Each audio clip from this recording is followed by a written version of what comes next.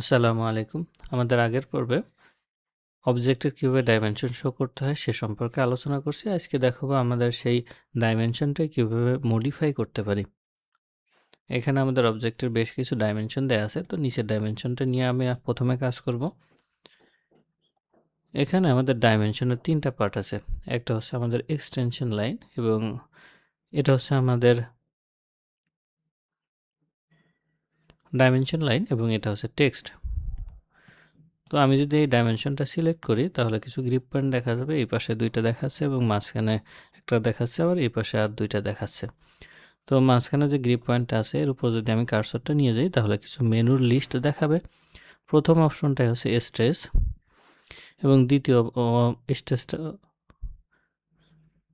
দ্বিতীয় অপশনটা হচ্ছে মুভ উইথ ডাইমেনশন লাইন। তো আমি যদি স্ট্রেস অপশনটা সিলেক্ট করি তাহলে দেখা যাবে আমার যে এক্সটেনশন লাইনটা আছে সেই এক্সটেনশন লাইনটা আমি ছোট বড় করে ডাইমেনশনটাকে মুভ করাতে পারতেছি।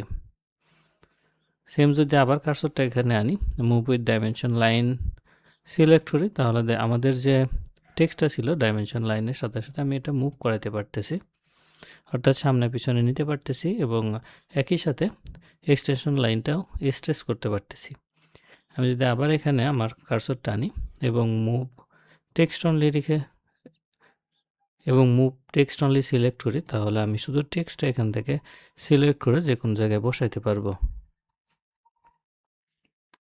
আবার যদি আমি এখানে কার্সরটা নিয়ে আসি, মুভ উইথ লেটার সিলেক্ট করি তাহলে আমার টেক্সটটা একটা লেটারের মাধ্যমে আমি যে কোনো জায়গায় বসাতে পারবো। আবার যদি এখানে মাউস কার্সরটা আনি, অ্যাবভ ডিম লাইন এই অপশনটা যদি সিলেক্ট করি তাহলে আমার টেক্সটটা ডাইমেনশন লাইনের উপরে গিয়ে বসবে।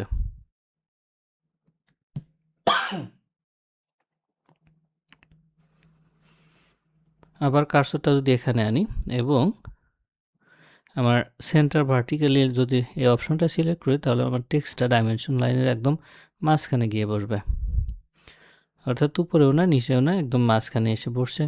আবার যদি এই অপশনটা আমি সিলেক্ট করি রিসেট টেক্সট পজিশন লিখে তাহলে আমার একদম ডিফল্ট যে পজিশনটা আছে সেই পজিশনের এই টেক্সটটা এসে বসবে। এখানে আমরা যে ডাইমেনশনগুলো ক্রিয়েট করছি এগুলো মূলত অ্যাসোসিয়েটিভ ডাইমেনশন, অর্থাৎ আমি যদি আমার অবজেক্টকে ছোটো বড়ো করি ডাইমেনশনটাও ছোটো বড়ো হবে। যেমন আমি এই বাম পাশের অপশনটা সবগুলো অবজেক্ট সিলেক্ট করলাম এবং মাঝের যে কার্সরটা আছে এটা ধরে ডান দিকে নিয়ে আসলাম, তাহলে দেখা যাচ্ছে আমার ডাইমেনশনটাও কিন্তু বড় হচ্ছে। অর্থাৎ আগে 60 সামথিং কাছাকাছি ছিল, এখন 78.59 দেখাচ্ছে। চাইলে আবার ছোট করতে পারবো। তো আমি যদি এখানে ছোট করি তাহলে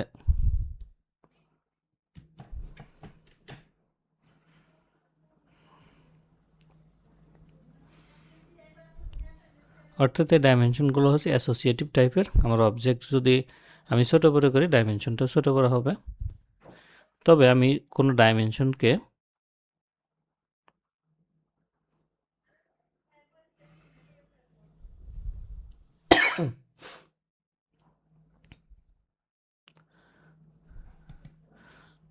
কোনো ডাইমেনশন লাইন যদি আমি মডিফাই করে ফেলি তাহলে সেটারে আমি যদি কোনো ডাইমেনশন লাইনকে মডিফাই করি তাহলে সেটা আর অ্যাসোসিয়েটিভ থাকবে না। যেমন আমি এই ডাইমেনশন লাইনটাকে মডিফাই করে এই লাইনটাকে একটু ডান দিকে নিয়ে চলে আসলাম, এটাকে আমি ডান দিকে নিয়ে চলে আসলাম।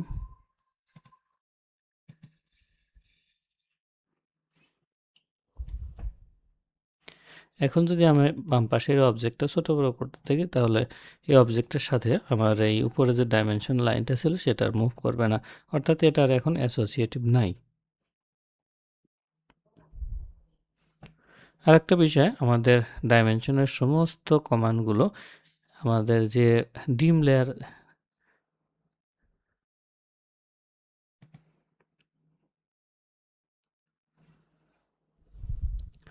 তো এই ছিল আমাদের ডাইমেনশন মডিফিকেশনের ছোট্ট একটা টিউটোরিয়াল।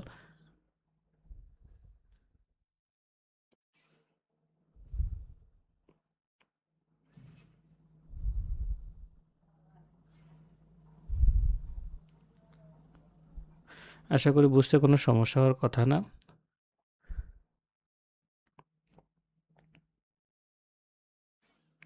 আমাদের পরবর্তী পর্বে আমরা ডাইমেনশন